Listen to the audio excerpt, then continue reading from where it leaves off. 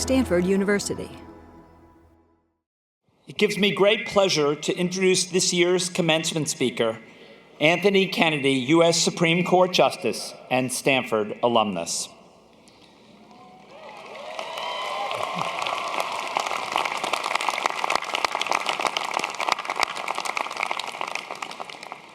Justice Kennedy is a native Californian raised in Sacramento, and he compared his boyhood growing up in Central California to my favorite movie, It's a Wonderful Life. His father was a highly regarded lawyer with many friends in the California legislature, and his mother participated in numerous civic activities. Justice Kennedy grew up surrounded by people who took great pride in public service, and it had a profound influence on him. From the 4th through the 8th grades, he served as a page in the state Senate, where he came to know Earl Warren, then the governor of California. Warren, of course, went on to become Chief Justice of the United States.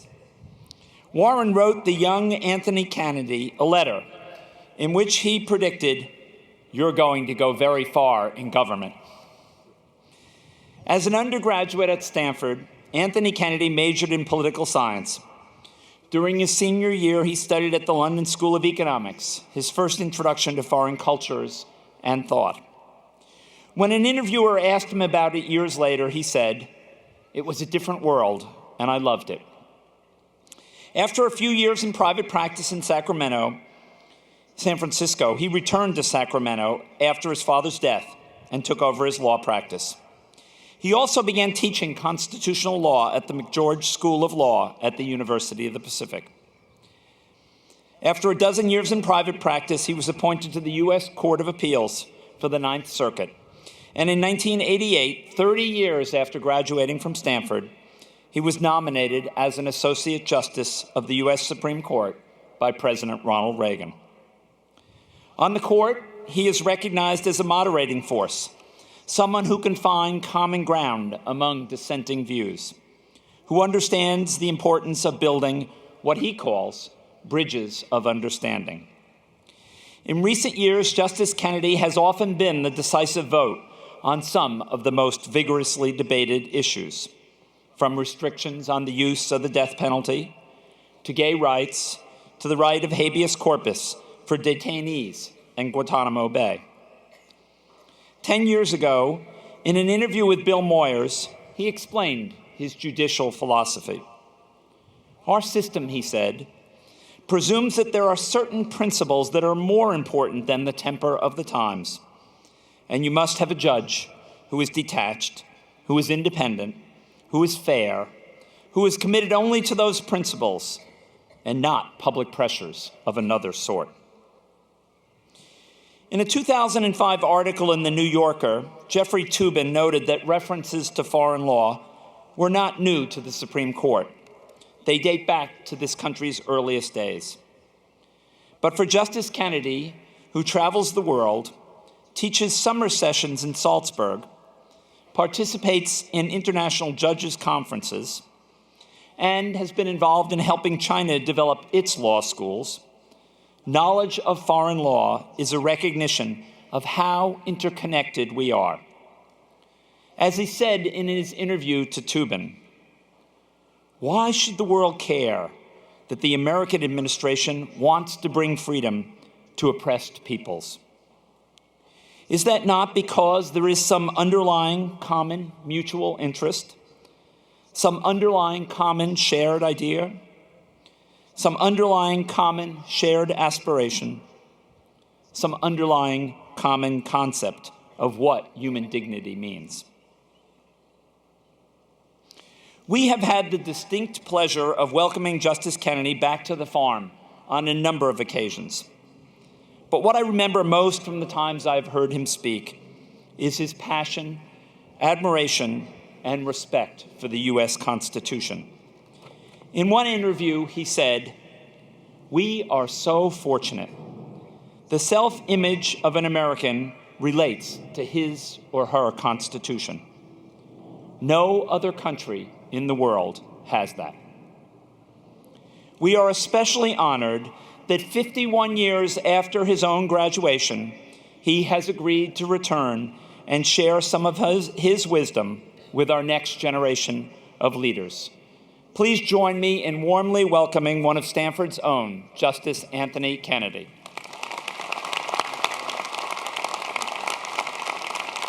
Thank you.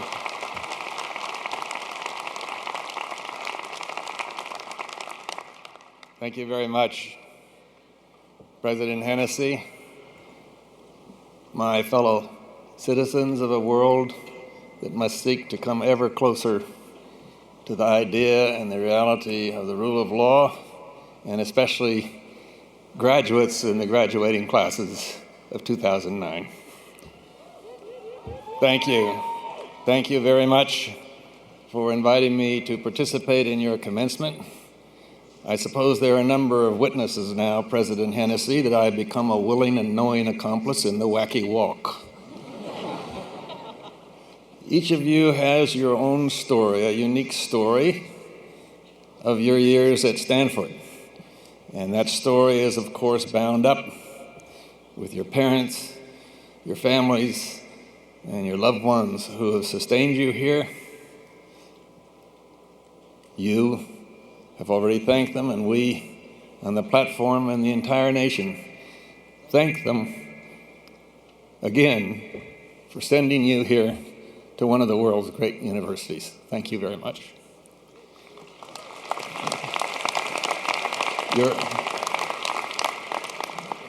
Your story has already been bound up with the idea of freedom. And freedom must always become an ever-increasing part of your story as you shape your careers, as you plan your destiny. From the beginning of the Republic, we have understood that freedom is defined by a moral principle. And that principle is that with our freedom comes the duty to share it with others. Freedom is the birthright of all humankind. Now, you can't have two people living in the same community, or 2 million or 2 billion, all having freedom without rules. And those rules translate into law. This is no big surprise. This is middle school civics stuff. But those principles are sufficiently important that I want to discuss them for a few minutes here today. It's urgent that we do so for this reason. On this earth of humankind, more than half the people in the world live outside the law. More than half the people in the world have either not the will or the capacity to seek freedom, which makes that law just. And this must change. It's urgent for you to make the case for freedom. It's urgent for you to make the case for law. It's urgent for this reason. Our last best security is in the realm of ideas. And on this point, the necessity for freedom and rule of law, the world cannot be in search of two different destinies. But the jury is out in over half of the world, some of whom are hostile, some of whom feel simply powerless. When lawyers make a case to a jury, they sometimes have about 2 hours. Before our court, they have 30 minutes. Today I have 15 minutes now, 12 and a half, to make my case. In China, which President Hennessy mentioned in his gracious introduction, I've tried to visit with law schools for over 2 decades now. And when I teach students, as in any class, some students will have their arms folded across their chest, the universal sign of resistance to the message or the messenger. And yet there are many wonderful students who are willing at least to consider, to hear you out when you make the case for freedom. This last September, we just opened a graduate law school, which is the first of its kind on the American graduate law school model. That is to say, 3 years of law school after you have an undergraduate degree. Everything in China is numbers. China has 1.3 billion. If you forget the billion, the 300 million makes them the second biggest country in the world. So this law school had about 150 places. And President Hennessy, even you, would have been astounded at the differential between the number of applications and the number of places. They were in the thousands, highly qualified people in what we call the earth sciences, the humanities, the arts, engineering. So they trimmed the applicant list down. And finally, they had about 400 left, and they decided they would have interviews. They had a standard interview question, and one of the questions was, what inspired you to go to law school? They couldn't say, well, my aunt was a lawyer, my brother was a lawyer. And any number of them mentioned they were inspired to go to a law school by a movie. Now, the Chinese, especially very good students, are movie buffs, and they love movies made in England and the United States because it improves their language skills. When I heard this, I thought, well, of course, it's 12 Angry Men or Witness for the Prosecution, perhaps Kill a Mockingbird. Wrong answer. The answer is Legally Blonde.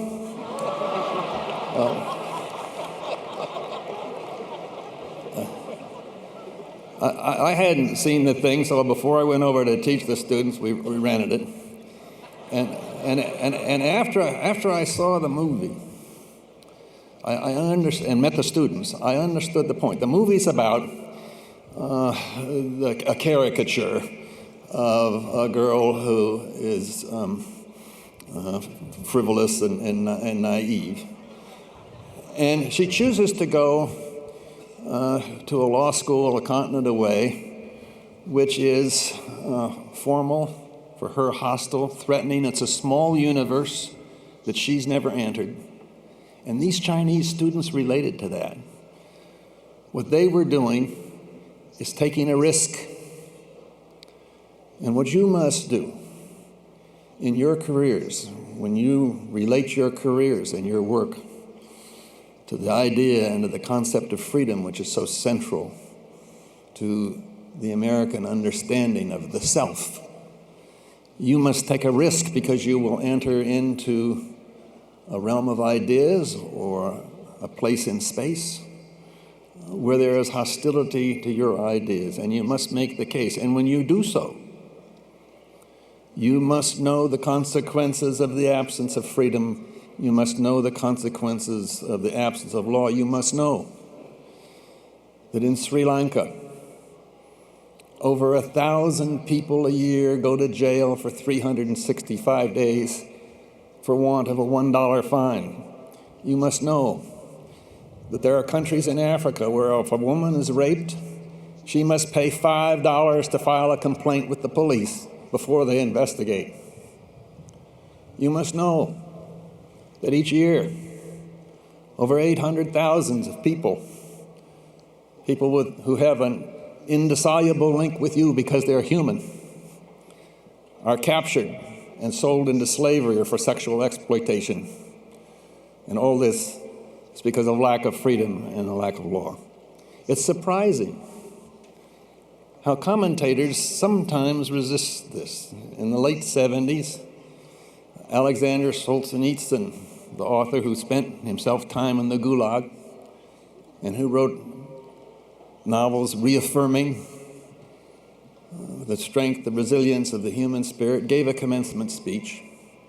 I was living in California at the time. I was interested in writing. No internet in those days. I had to wait for a couple of days for the New York Times, and I was surprised that in a speech that was moving in so many other ways, he excoriated the West and he criticized the West for its emphasis on law. And his message was that any society, any nation, that defines the tissues of existence in legalistic terms is condemned to spiritual mediocrity. I couldn't understand this. And after reflection, I realized that for him, law is just defined differently than us. From his tradition, from his nation, from his heritage, from his experience. Law was cold, law was a threat, it was a ukase, a diktat, a mandate, a decree. That's not the way we see law. For us, the law is not an idea to be avoided. It's a thing to be embraced. For us, the law is not a command. It aids us in making progress. For us, the law is not a threat. It's a promise. But this is so misunderstood. There's so little implementation of this idea throughout the world that this whole idea is in danger of falling to the wayside. On a commission established by the United Nations Commission for the Empowerment of the Poor, we asked the staff some simple questions. One of the questions was, how long does it take to get a business license to open up a bakery in a populous, struggling country of millions and millions? The answer was that if you wanted to be an entrepreneur and to open a bakery, to get a business license, it took you 500 days. You had to go to 20 different agencies, and the cost was 3.5 months' wages for a skilled worker. You know the option. You pay a bribe. You support a corrupt system where people subsist off corruption, the antithesis of law. And this is dangerous. One of the reasons we want you to succeed economically is so that you can plan your own destiny, so that you can plan your own life. In a world where governments are always waiting in the wings, all too eager to plan your destiny and your lives for you. And this must be understood. The absence of a civil law structure means they're the absence of the structures that protect health and human life. Consider a water system. Many of you have seen pictures, some of you perhaps have been to Africa and seen pictures of this stately, elegant African woman in a flowing, colorful robe with a jug of water on her head. That water jug weighs more than the luggage allowance at the airport, and she must do it every day to bring water to her family. The number of hours, the toilsome hours, the burdensome hours, the woman's hours, the heartbreaking, heart-wrenching hours it takes to bring water to the family in the sub-Sahara are staggering by some cautious estimates. It takes over 16 billion human hours, women's hours a year to bring water to the family. 16 billion with a B. And we can't, our engineers know how to build systems to alleviate this condition. There's a water shortage, but that's all the more urgent to build an intelligent system. But with the absence of law, we simply cannot do that. Now, you have read perhaps comments that will tell you that your generation, your graduating classes, your era, has less freedom of choice in shaping our country's policy, in shaping our nation's course, than other generations before you. I do not believe that this is true. You have an awareness, an understanding, an appreciation of what President Hennessy in his opening remarks just called the interconnectedness of the world, the interconnectedness of the universe. And this is not just in the earth sciences era, although they're on the verge of discovering, either in quantum physics or astrophysics, or in cooperation, the nature of matter, including dark matter, which will give us a new understanding of where we are in the universe. But this interconnectedness, all of you know in all of your studies, in the arts, in the literatures, in writing, in business, and economic. And this interconnectedness, of course, is made manifest in communications revolutions, Legally Blonde, in a law school half a world away. And your understanding of this interconnectedness will give you an empowerment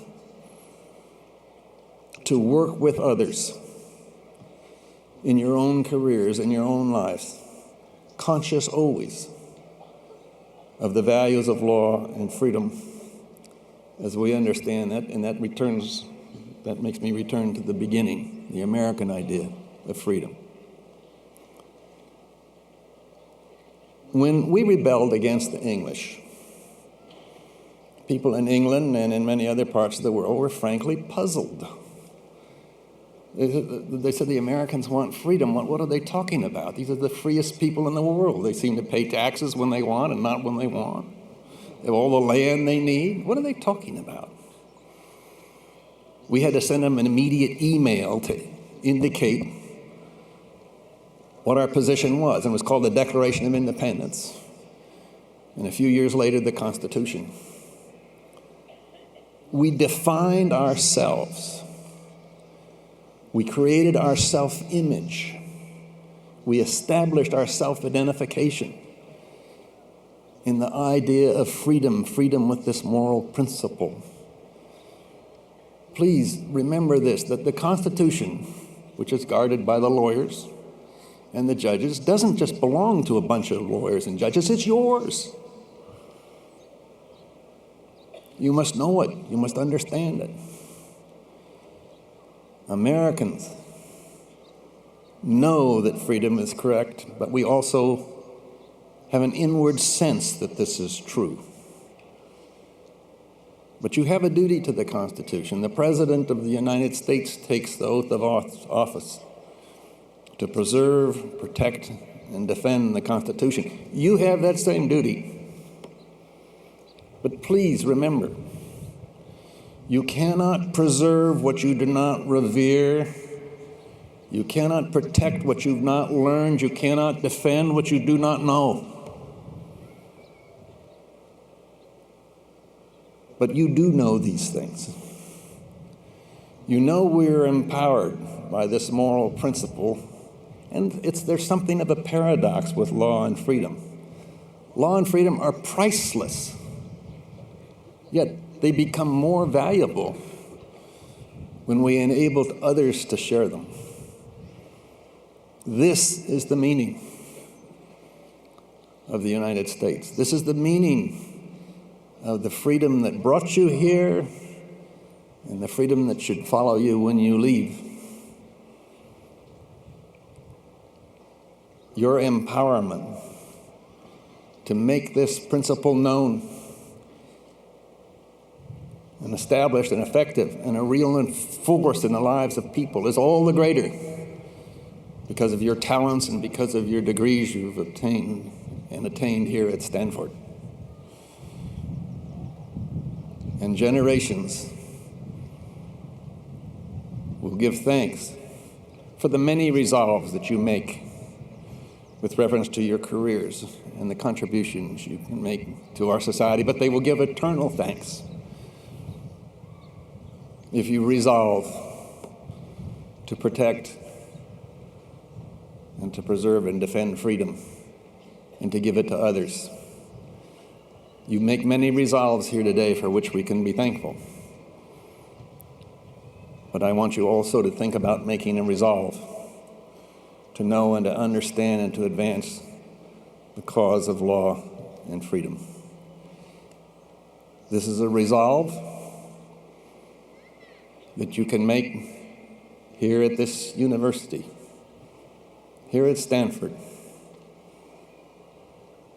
here in this stadium, here today, the day of your commencement. Thank you.